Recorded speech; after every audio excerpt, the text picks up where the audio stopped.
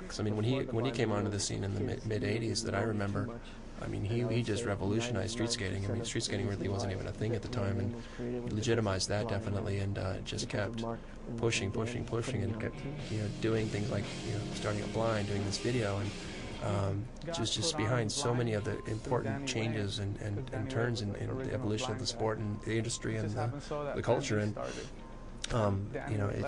he is who he is, and he's contributed. I mean, it's immeasurable what he's done for skateboarding. Yeah, he was like our Vert guy. It's just keep an eye on the guy, man. He keeps going, he keeps doing stuff. So it'll be interesting to see what he does with the Crooked video, because that'll be like his first real major video effort, and that I can remember in a long time. So. Yeah, since this. After Mickey and Kevin shot Jordan's interview this day, they got to go out and skate afterwards, and I think it's pretty cool. We got some new footage of Jordan, which is going to show up in our winter issue, most likely, if not our fall issue. So it's pretty cool that he's still skating, and got some pretty good stuff out of him. So that was pretty neat. This clip was great. It was just typical of just like these guys. They're just in their own world, and the here and now. And you asked Jeremy something as simple as just when we're talking about the blind video, who's your favorite skater in it, and he's not even thinking about it anymore, and he tells you who his favorite skater is in general, and it's Stevie Williams. So you can kind of hear Paul and their other friend Paul just laughing in the background because they knew he just goofed on camera, and we had to put it in just because of the funny clip.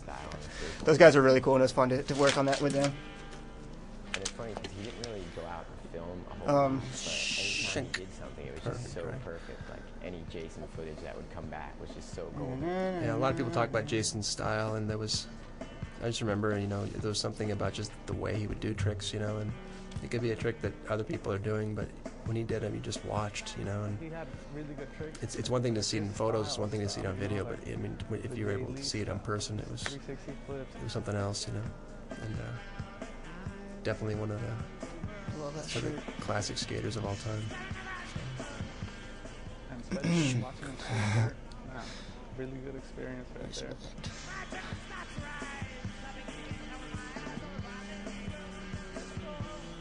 Yeah, in the early '90s, like Vert was getting, it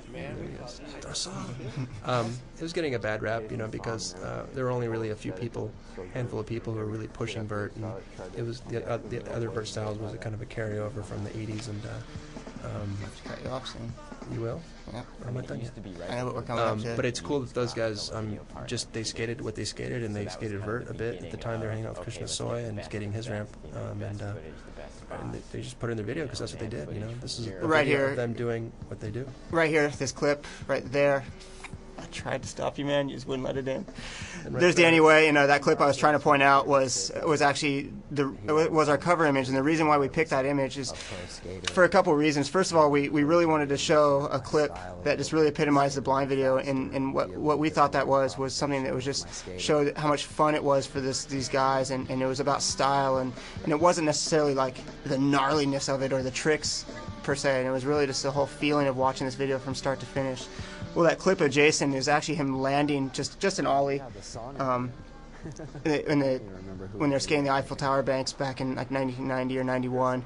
And what it is if you look on the cover and if you see it for a split second, is you can see Spike Jonze's shadow while he's filming Jason, which was just great. And Jason's coming down from a trick, and you can just see that classic Jason Lee style, which is great. And it's just such a telling thing of the blind video, and then more so he's smiling actually when he lands a trick, and it's just cool. You can see he just enjoys skateboarding, and he's filming with Spike, and we really thought that was just a great thing to really just sum up what the blind video was all about. And it was cool because Jason played such a major part of this article that we thought it'd be great to put him on the cover, even though it was really Gonz's company. So that was the reason why we picked that image to put on the cover.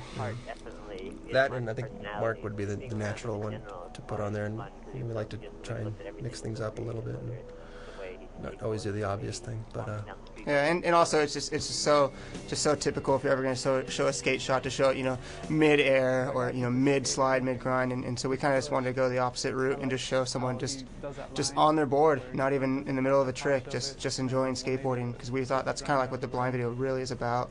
And of course, Gonz does such gnarly tricks in it, but I don't think that's really what you take from the blind video as much as just the overall experience from start to finish of just and funny little edits like that right there. That's probably one of the most I don't want to say well known, but the most talked about. Yeah, just one of the most amazing edits in skateboarding history, at least, in videos. It's that edit from the half cab to Gonz's backside ollie was all Gonz, and we had to leave it in there in this article. It's such a great thing. It just told you what this video was all about, and it was Gonz just being Gonz, and him, from his skateboarding to his touch, in actually editing a video. He had his own way of looking at things, and it was great. Yeah. So anyone who sees that edit and thinks that half cab in the middle of it cuts to a backside ollie and a mini ramp was fucked up, and we did it, and we messed up. We didn't. We had to show just Gonz's mind at work. Yeah, kind of like what you're seeing right here. He's just pushing around. He's just doing this, doing that. And I think it's his part in the blind video. Really summed up his skateboarding at the time. And there's so much stuff from Vert to street to banks to ledges to rails, which were really new at the time. But then again, just like that stuff surfing around on the street, and just the curb stuff. And I'm sorry, I'm gonna cut you off while we're still on this part. This part we're talking about in the article as being the last day of filming for the blind video is really like some last minute stuff that Gonz shot, and it's really cool if you read Spike's interview in Skateboarder where he talks about it. But more so when we worked on this, we found out that it actually wasn't the last day. There was one more day that Gonz ended up getting some tricks, and we didn't show that in here. We thought this had a little bit more of a story to it, just how many gnarly tricks he did in one day that kids could maybe relate to it. But in actuality, the stuff on that flat bar in the underground parking lot where he does like just a boatload of tricks and a really long flat bar, that was actually the last day. Apparently that was just right up the street from where they're editing the blind video, Spike told us. And so what our article tells you basically is almost a little bit off. We claim that the double kink and everything was the last day, when in actuality there was a couple tricks one night that got filmed. But yeah, well, I mean, from what Spike was saying, the double kink and all that stuff on that day was done literally a month into editing. They were actually editing Mark's part, because they edited the video from start to finish and were laying stuff in. So once they finished a section, they couldn't go back and change something at the beginning, for example. I mean, it was on the tape. You have to change everything after that. So while Mark's part was being edited, he had these ideas, and they went out and filmed that one day, like a month into editing, and he did the double kink and the other stuff on the bench and whatnot.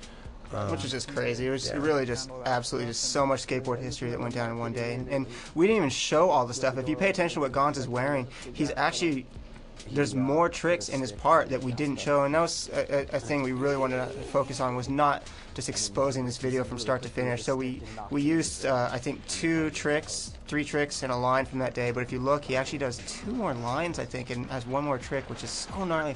How many just crazy things he got that would just, change skateboarding from there on out. I think this is probably the most famous clip in skateboard video history. The car crash. Yeah. Pretty amazing idea, but kind of dangerous. If you notice, one of the camera angles was from over the edge of the cliff, with the car coming over, and as much as they trying to rig the car and then figure out where it's going to go, I mean, I don't think they could be that exact, and to be that guy standing down there with the car coming over the cliff, potentially right at you, that took some nuts. We never really figured out who exactly that was, but random street. And then now thinking back, street person. Perfect. Yeah, so it was. Yeah, I mean, as much of the video as you see in this segment, it's really nothing like watching video days from beginning to end, which you should all aspire to do.